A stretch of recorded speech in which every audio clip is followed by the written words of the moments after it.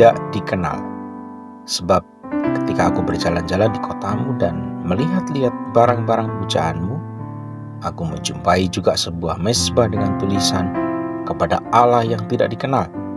Apa yang kamu sembah tanpa mengenalnya, itulah yang kuberitakan kepada kamu. Kisah Para Rasul 17 ayat 23. Tidak hanya di zaman Rasul Paulus, saat ini pun jika kita melihat orang-orang di sekeliling kita, masih banyak orang-orang yang menyembah Allah yang tidak mereka kenal. Mereka begitu taat sekalipun mereka tidak mengenalnya, bahkan rela melakukan apa saja demi membela keyakinannya. Mereka tidak segan-segan membunuh dan menganiaya orang-orang yang berbeda keyakinan dan kita orang-orang percaya, serta menyangka bahwa ia sudah berbuat bakti bagi Allah mereka. Kenyataan ini bukan saja bagi orang-orang di luar Tuhan, tetapi orang-orang berKTP Kristen pun belum tentu mengenal dan menyembah Allah dengan benar.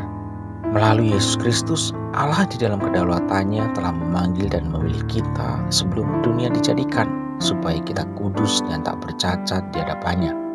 Dalam kasih, Ia telah menentukan kita dari semula oleh Yesus Kristus untuk menjadi putra-putri kerajaan Allah, sesuai dengan kerelaan kehendak-Nya. Jika hari ini kita dapat mengenal, menyembah, dan berelasi dengan Allah di dalam Yesus Kristus, kita patut bersyukur. Kita tidak menyembah pribadi yang tidak dikenal, tetapi pribadi yang sangat dekat dan mengerti hidup kita. Mengenal Sang Pencipta di dalam nama Tuhan Yesus Kristus adalah kebutuhan utama setiap manusia.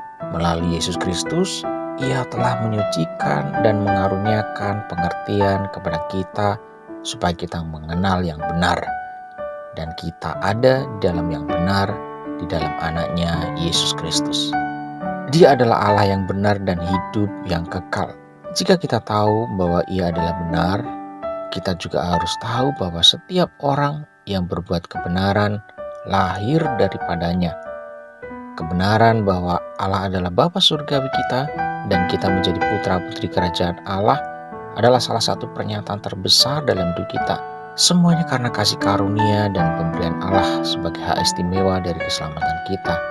Sebab karena kasih karunia kita diselamatkan oleh iman, itu bukan hasil usaha kita, tetapi pemberian Allah. Menjadi putra-putri kerajaan Allah, kita adalah ahli waris Allah dan menjadi waris bersama Kristus. Allah menginginkan agar melalui Roh Kudus kita semakin menyadari status kita sebagai putra-putri kerajaan Allah yang selalu rindu mengenal Bapa dan hidup dipimpin Roh Kudus. Setiap orang yang mengenal Bapa dan hidup dipimpin Roh Kudus tidak berbuat dosa lagi.